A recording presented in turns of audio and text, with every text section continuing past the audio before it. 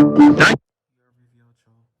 I'm gonna react to why Adidas deserve more respect than Nike. Versus Adidas.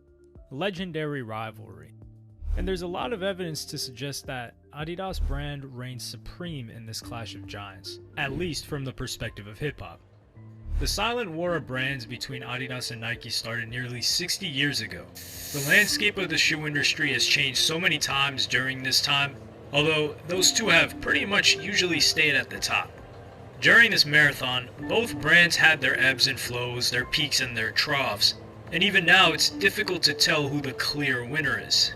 Yes, business-wise, Nike is the most well-known sports brand in the world, judging by market share numbers, where Nike has 27.4% compared to Adidas' 15.4%. Nike is also by far the most valuable sportswear firm with a market cap of almost 200 billion, more than double that of Adidas. However, there's still a reason this rivalry is still a thing between us, the consumers, the customers. Some of us simply have a special place in our hearts for Adidas brand's products, but why? You can spot a pair of Nikes basically anywhere. More and more NBA, NFL, and FIFA athletes join the Nike club every year. Classic pairs like Air Jordans and Air Forces coming in and out of fashion consistently. And celebrities love it. There's tons of Nike advertisements everywhere from sports events, celebrity collabs, movies. Sure, Adidas also sponsors athletes, although the disparity in numbers compared to Nike is huge. So how has Adidas gotten the love of the fans all over the world? The answer is a little bit unexpected. I mean, if you like hip hop, the chances are you have the Adidas brand embedded in your core memories, as Adidas has been an active supporter of rap throughout its history. Even Adidas' latest resurgence is mostly tied to their highly successful collaboration and deal with Ye back in 2015. Yeah, things got progressively weirder with that partnership eventually terminating, and now it caused the brand some unwanted heat on social media, although the streak Adidas was on for those 7 years, until the whole Ye pushback, was arguably more than worth it for the company. At one point, Yeezys were considered to be the most influential pair of sneakers in the modern history of fashion. Yeezys is ugly. Shits is mad ugly. Them shits is dirt. I ain't gonna lie.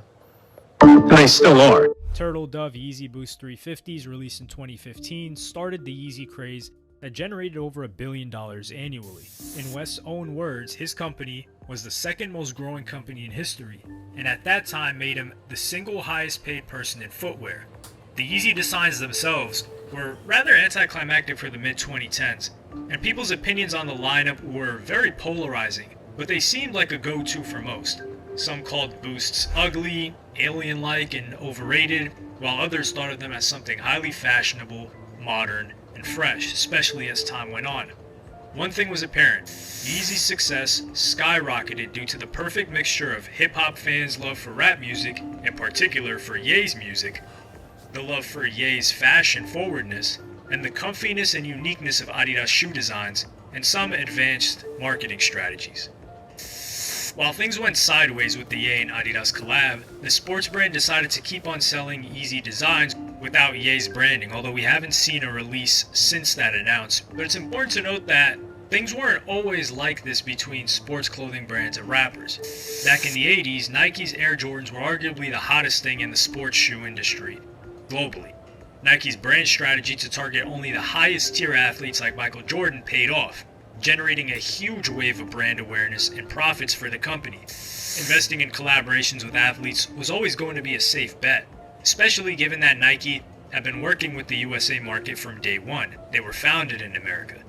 Even now, Nike's strategy is what makes their brand a more successful company compared to others, and getting one of the most recognizable athletes of all time and Michael Jordan on their brand certainly helped them on their rise to dominance. That same year, a young aspiring hip-hop artist named LL Cool J sported a pair of Air Jordan 1s on the back cover of his debut album, Radio, in 1985. Even though one of the hottest new rappers around at the time wore the hottest pair of sneakers, it somehow went silent and failed to make any huge Oh shit! Hold on. Let me go back. Let me go back. Let me go back. Let me go back. Fuck.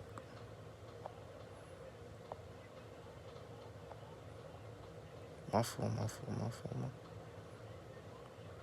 Damn. Alright, bro. Now these shits, bro. I wore those, but in the green, but like the green version. I wore like green, black, not black, gray, green and gray one. The gray joints, bro. I like these shits, bro. I wore the green version of these shits, bro. But in the green and gray, bro. If y'all ever wear this, comment down below, bro. Somehow went silent It and failed to make any huge impact on the cultural landscape, not as music, but the choice of footwear. I also wear those too, bro. Before. while LL was a hot prospect back in the 80s and probably could have sold any product he was given, it was his Def Jam label mates who would go on to kickstart the rap and sneaker world's duo. Established in 1983 by Joseph Run Simmons, Daryl DMC McDaniels, and Jason Jam Master J. Mizell, Run DMC were absolutely huge at the time, breaking through barriers and gaining international renown with relative ease. They represented the new music of rap that came from the streets and carry unique urban aesthetics that were deeply rooted in it. Being the first hip-hop group to have a gold record, the first hip-hop group to have their videos played on MTV, the first hip-hop group to appear on American Bandstand and grace the cover of Rolling Stone magazine, and the first hip-hop group to perform at Live Aid and receive a Grammy Award nomination, Run DMC were an incredible investment in the making for basically any brand back then. However, it seemed like it wasn't obvious at the time, as Run DMC were actually the first to make a move in that direction themselves. In Soul Collector issue 21, Run DMC shared their version of the Adidas collab success story. Well, back in '86, we were doing the Raising Hell album, and we rapped about everything. You know what I'm saying? Run DMC, we rapped about everything we would look, touch, eat, sleep, or thought about. The whole Adidas record actually came about. There was a doctor in our neighborhood named Dr. Diaz, and he was like this community activist dude. He even wrote a little pamphlet and he put it around the neighborhood called Felon Shoes, where he was saying that kids and youth in the streets that wore Lee jeans and Kangol hats and gold chains and Pumas and Adidas without shoelaces were the thugs, the drug dealers, and the lowlifes of the community. Being part of the U.S. urban community back in the 80s, Run DMC had their own opinion on this whole situation and decided to take matters into their own hands to push to the wider audience. So we said, let's do a record about our sneakers. Let's talk about the sneakers that we wear on our feet, but let's put a positive spin on it to throw it in the face of this Dr. Diaz who's trying to judge the youth just by appearances.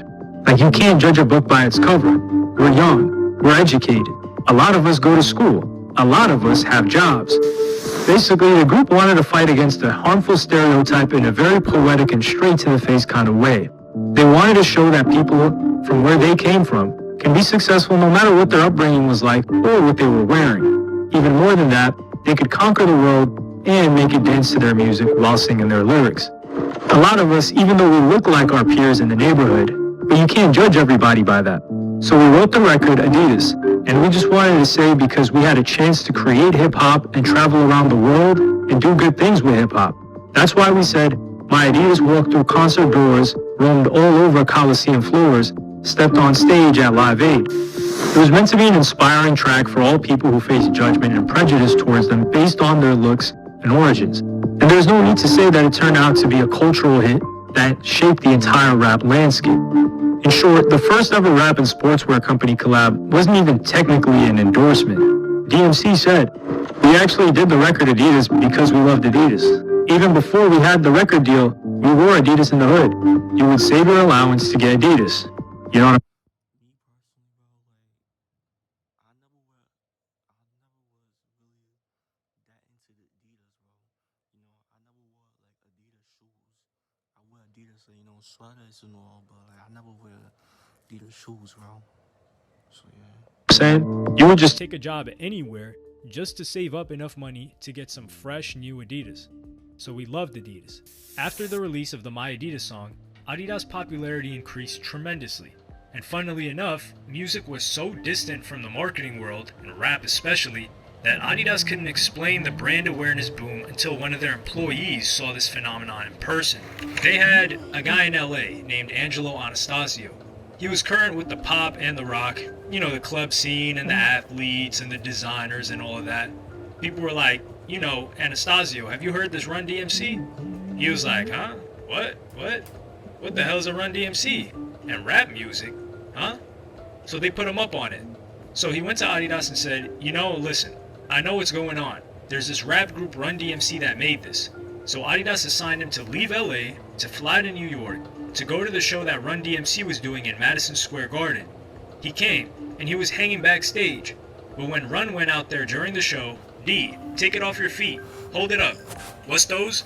Everybody in here, if you got Adidas on, hold them up. So 40,000 people in a sold-out Madison Square Garden held a sneaker up, and Anastasio was like, oh my god, it's true.